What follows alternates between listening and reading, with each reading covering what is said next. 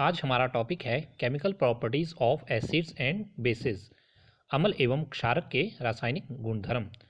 और अम्ल और क्षारक का पहला रासायनिक गुणधर्म जो है वो हम लास्ट टॉपिक में एसिड बेस इंडिकेटर अम्ल क्षारक सूचक में पढ़ चुके हैं। चलिए एक बार उसको फिर से रिवाइज कर लेते हैं। तो पहला रासायनिक गुण था अम्ल एवं क्षारकों का, एसिड्स और बेस का, जब उनको हम वेरियस एसिड बेस इंडिकेटर से अम्ल क्षारक सूचक के साथ रेक्ट करते थे, उनका प्रैक्टिकल करते थे, तो हम कन्फर्मेशन करते थे कि वो एसिड है या अल्केलाइन या मीन्स बेस है। तो हमने वहाँ पर जाना था कि कुछ नेचुरल इंडिकेटर होते हैं, प्राकृतिक सूचक, और कुछ सिंथेटिक इंडिकेटर होते हैं, संश्लेषित सूचक। तो हमने देखा था ब्लू लिटमस एक नेचुरल इंडिकेटर था और वो एसिड में रेड कलर देता था जबकि बेस में वो ब्लू कलर देता था। हमने देखा था रेड लिटमस एक नेचुरल इंडिकेटर है जो एसिड में रेड कलर और बेस में क्षारक में ब्लू कलर देता था। हमने मिथाइल ऑरेंज के बारे में पढ़ा था, वो एक सिंथेटिक इंडिकेटर था, संश्लेषित सूचक था, और वो एसिड में पिंक कलर और बेस में येलो कलर देता था, जबकि मिथाइल रेड एसिड में रेड कलर और अल्केलाइन बेस में येलो कलर देता था। हमने फिनोल पैथिलीन के बारे में भी जाना था, वो एसिड में कलरलेस होता था जबकि बेस में वो पिंक या कई बार थोड़ा सा रेडिश कलर होता है, उसे देता है। तो ये तो एसिड और बेस का पहला केमिकल प्रॉपर्टी थी कि कौन से इंडिकेटर के साथ वो किस प्रकार के कलर देते हैं। सेकंड है reaction of acids and base with metals. अम्ल एवं क्षारक जो हैं वो धातुओं के साथ किस प्रकार की अभिक्रिया करते हैं। Metal displace hydrogen atom from the acids as hydrogen gas and form a compound called a salt. धातु अम्लों से हाइड्रोजन परमाणु का हाइड्रोजन गैस के रूप में विस्थापन कर देती हैं और एक यौगिक बनाती हैं जिसे लवण कहते हैं। तो हम इतना जान गए कि एसिड जो है वो मेटल के साथ रिएक्ट करके साल्ट या लवण बनाते हैं और साथ में ही हाइड्रोजन गैस को बाहर निकाल देते हैं। तो चलिए एक सेटअप देखते हैं प्रैक्टिकल का। इस प्रैक्टिकल को ध्यान से देखेंगे तो आप कैसे कर सकते हैं। आपको चाहिए एक टेस्ट ट्यूब में आप जिंक ग्रेनुल्स, जिंक एक मेटल है, मीन्स मेटल ले लेंगे आप, और साथ में ही आप एक एसिड लेंगे, डाइल्यूट सल्फ्यूरिक एसिड H2SO4। आप जैसे ही डाइल्यूट सल्फ्यूरिक एसिड को मेटल जिंक के साथ डालेंगे वो रिएक्ट करना स्टार्ट करेगी और वहाँ से बबल्स निकलना स्टार्ट हो जाएंगे। अब यहाँ पे तो लिख दिया कि हाइड्रोजन बबल है ये, परंतु इसको कंफर्म कैसे करेंगे हम कि हाइड्रोजन बबल है। तो देखिए टेस्ट ट्यूब को ऊपर से बंद कर दिया गया है और एक नली के माध्यम से उस पाइप को वाटर में लाया गया है, सोप सॉल्यूशन है वहाँ पर। अब जैसे ही बुलबुले बाहर निकलेंगे तो सोप सॉल्यूशन होने के कारण वो बबल का रूप ले लेंगे और बबल से बाहर निकलेंगे। और आप इन बबल्स के पास जब भी कोई कैंडल मोमबत्ती लाओगे तो आपको burning of hydrogen gas with a pop sound, hydrogen gas जलेगी और साथ में ही आपको पॉप की ध्वनि सुनाई देगी। और हाइड्रोजन गैस के इस पता करने के टेस्ट को पॉप टेस्ट भी कहा जाता है। तो अभी हमने जाना कि एसिड जो हैं वो मेटल के साथ रिएक्ट करते हैं, धातुएं अम्ल के साथ जब अभिक्रिया करती हैं तो साल्ट और हाइड्रोजन गैस बनते हैं, लवण और हाइड्रोजन गैस बनती है। और हाइड्रोजन गैस जो है उस सॉल्यूशन से बाहर निकल जाती है। हम पॉप टेस्ट के माध्यम से कंफर्म कर सकते हैं कि वो गैस हाइड्रोजन है या नहीं। चलिए एक और एक्टिविटी करके देख सकते हैं हम। एक्टिविटी है place a few pieces of granulated zinc metal in test tube. फिर से आपने जिंक मेटल लेनी है and add 2 millilitre of sodium hydroxide. अब देखिए सोडियम हाइड्रोक्साइड एक बेस है और जिंक एक मेटल है। जो हमने पहले एक्टिविटी की थी उसमें जिंक को हमने रिएक्ट किया था सल्फ्यूरिक एसिड के साथ, एसिड के साथ। अब हम टेस्ट करेंगे मेटल का बेसिस के साथ the reaction that takes place can be written as follows. अब देखिए होता क्या है, सोडियम हाइड्रोक्साइड जिंक दोनों रिएक्ट करेंगे और बनेगा Na2ZnO2 सोडियम जिंकेट। ये जो है ये Na2ZnO2 ये है सोडियम जिंकेट और साथ में हाइड्रोजन गैस जो बाहर रिलीज हो जाएगी। You find that hydrogen is formed in this reaction. However, such reactions are not possible with all metals.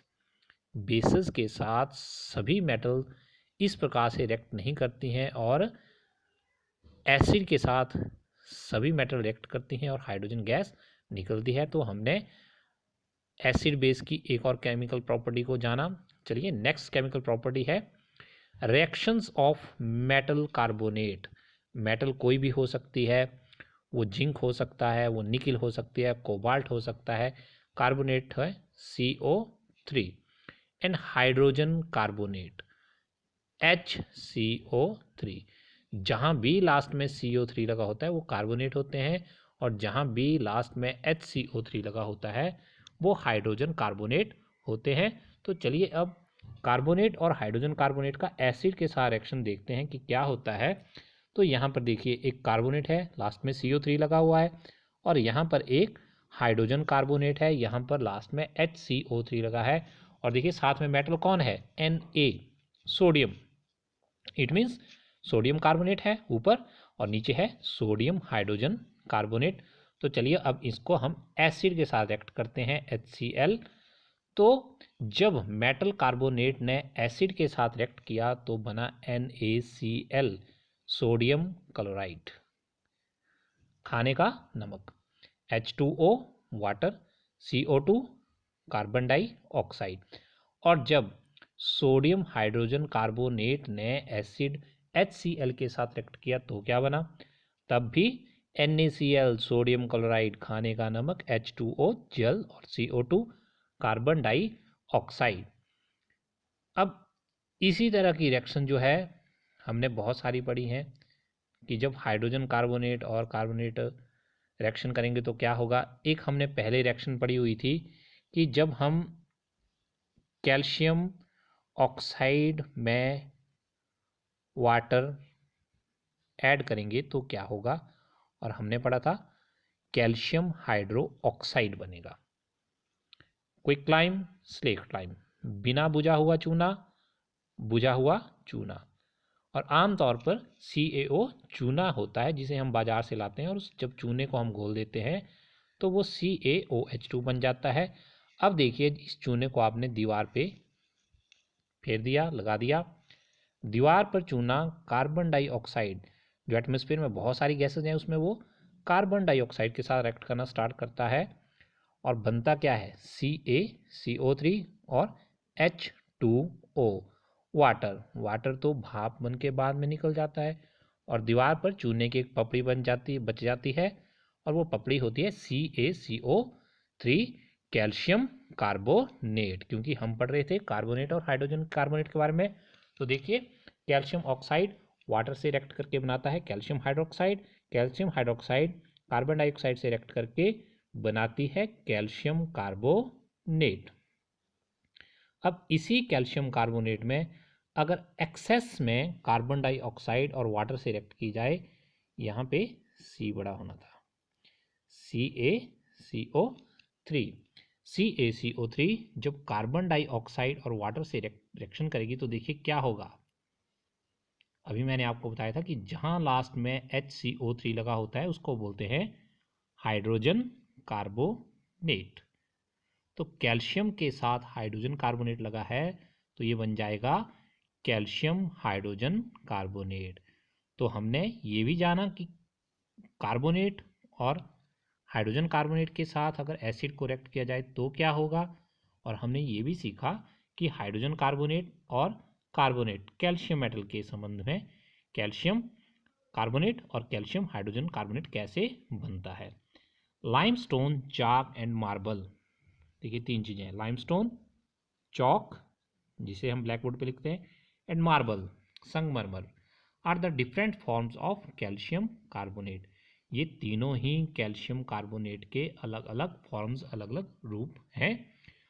तो हम कह सकते हैं कि all metal carbonate and hydrogen carbonate, जितने भी मेटल कार्बोनेट CO3 थे, इनके पीछे मेटल लगा था, या फिर मेटल हाइड्रोजन कार्बोनेट थे, जब इन्होंने एसिड के साथ रिएक्ट किया तो ऑलवेज हमेशा ही एक साल्ट, साथ में कार्बन डाइऑक्साइड और साथ में वाटर, जल का प्रोडक्शन हुआ, निर्माण हुआ। तो देखिए, लाइमस्टोन चूना पत्थर, चौक खड़िया जिसे हम ब्लैक बोर्ड पे लिखते हैं, एंड मार्बल संगमरमर कैल्शियम कार्बोनेट के ही विविध रूप हैं। सभी धातु कार्बोनेट एवं हाइड्रोजन कार्बोनेट अम्ल के साथ अभिक्रिया करके लवण, कार्बन डाइऑक्साइड एवं जल बनाते हैं। तो अब हम इस रिएक्शन को कैसे लिख सकते हैं, जब हमने याद रखना है। देखिए बहुत आसान है। Metal carbonate, metal hydrogen carbonate oblique में है, दोनों में से कुछ भी हो, जब कभी भी एसिड के साथ रिएक्ट करेगा तो क्या बनेगा, साल्ट, CO2 एंड वाटर, जल। चलिए अब reactions of acid and bases with each other, जब हम एसिड और बेसिस, अम्ल और क्षारक की ही रिएक्शन करवा देंगे तो क्या होगा, और आपने ये पिछली लोअर क्लासेस में भी पढ़ा हुआ है। The reaction between an acid and a base to give a salt and water and is known as neutralisation. बहुत इंपॉर्टेंट है। जब कभी एक एसिड और बेस आपस में मिल जाते हैं तो उन दोनों का असर खत्म हो जाता है, और एसिड और बेस जो होते हैं वो साल्ट बनाते हैं, जिसे हम हिंदी में लवण कहते हैं, और साथ में ही वाटर बनता है। तो न्यूट्रलाइजेशन हो जाती है, उदासीनीकरण हो जाता है। अम्ल एवं क्षारक की अभिक्रिया के परिणाम स्वरूप लवण तथा जल प्राप्त होते हैं और इसे उदासीनीकरण अभिक्रिया कहते हैं। तो कई बार ये क्वेश्चन भी आता है एग्जाम में कि व्हाट इज न्यूट्रलाइजेशन, उदासीनीकरण क्या होता है, और इसके एग्जाम्पल भी लिखने को आ सकते हैं। तो चलिए एक एग्जाम्पल भी देख लेते हैं। अब आपको पता लग गया कि बेस और एसिड जब आपस में रिएक्ट करेंगे तो साल्ट और वाटर, लवण या जल ही बनेगा। सोडियम हाइड्रोक्साइड एक बेस है, HCl एसिड, हाइड्रोक्लोरिक एसिड है। अब दोनों ने आपस में मिल गए तो क्या हुआ, NaCl सोडियम क्लोराइड, घर में खाने का नमक जो है कॉमन साल्ट, वो बना, और साथ में वाटर। चलिए अब एसिड और बेस की एक और केमिकल प्रॉपर्टी देखते हैं।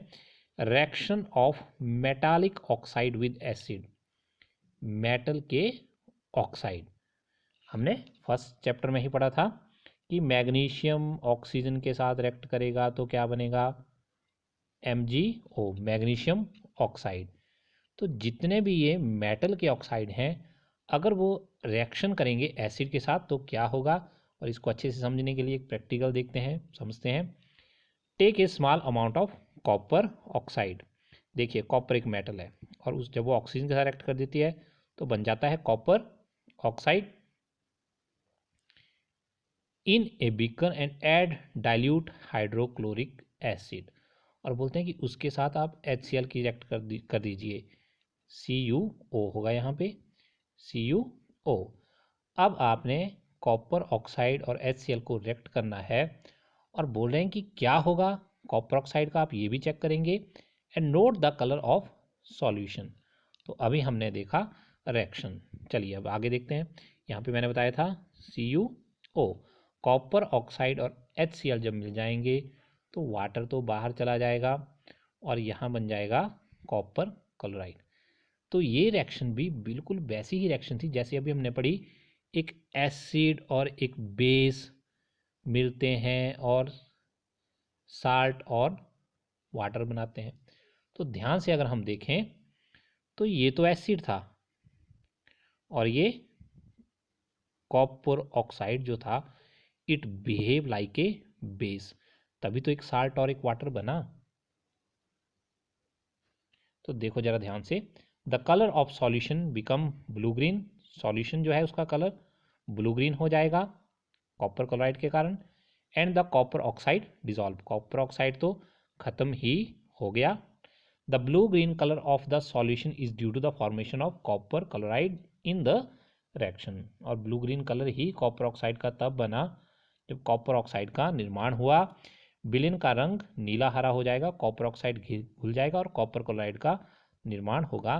तो हम कह सकते हैं कि जब मेटल ऑक्साइड, मेटल के साथ जब भी ऑक्सीजन लगी होगी, मेटल ऑक्साइड एसिड के साथ रिएक्ट करेंगे तो बिल्कुल जैसे न्यूट्रलाइजेशन रिएक्शन थी वैसे ही एक साल्ट, लवण और वाटर, जल का निर्माण होगा।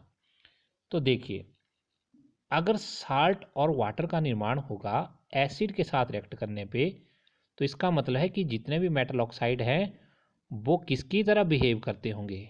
बेस, वो क्षारक की तरह बिहेव करते होंगे, तभी तो क्षारक या बेस जो है वो एसिड के साथ मिलके साल्ट एंड वाटर प्रोड्यूस करते हैं। तो यहीं से हमने जाना, since metallic oxide react with acid, metallic oxide जो थे वो एसिड के साथ बिहेव कर रहे थे, रिएक्ट कर रहे थे, and give salt and water, और साल्ट और वाटर दे रहे थे, सिमिलर रिएक्शन हो रही थी जैसे एसिड और बेस की होती है। तो हम कह सकते हैं कि metallic oxide are basic oxide. यहीं से हमारे को जानकारी मिलती है कि मेटालिक धातु ऑक्साइड जो होते हैं वो क्षारकीय ऑक्साइड होते हैं। बहुत इंपॉर्टेंट बात है ये।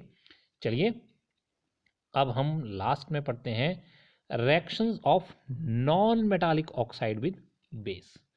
जितनी भी नॉन मेटल हैं, अधातुएं हैं, जब वो ऑक्सीजन के साथ रिएक्ट करती हैं तो क्या होता है?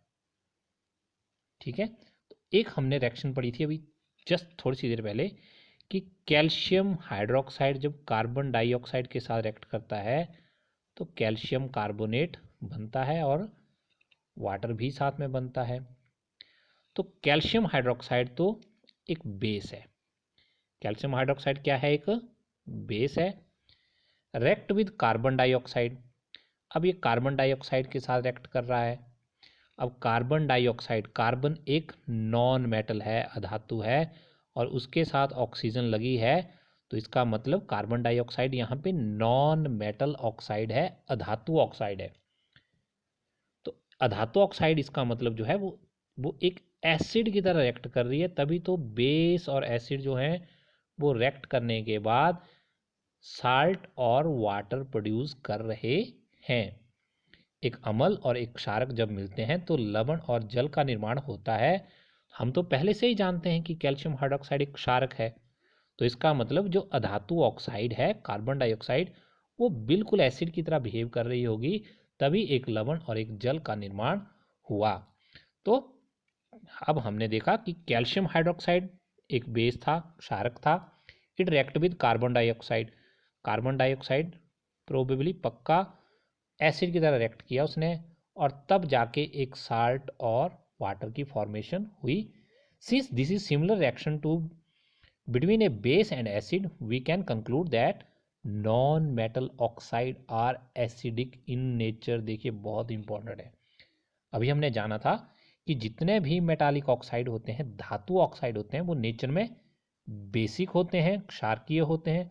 और अब हमने जाना कि नॉन मेटल के ऑक्साइड जो होते हैं, अधातु ऑक्साइड जो होते हैं, उनकी प्रकृति, उनका नेचर कैसा होता है? एसिडिक होता है। तो आज हमने कुछ एसिड और बेस के केमिकल प्रॉपर्टीज के बारे में जाना।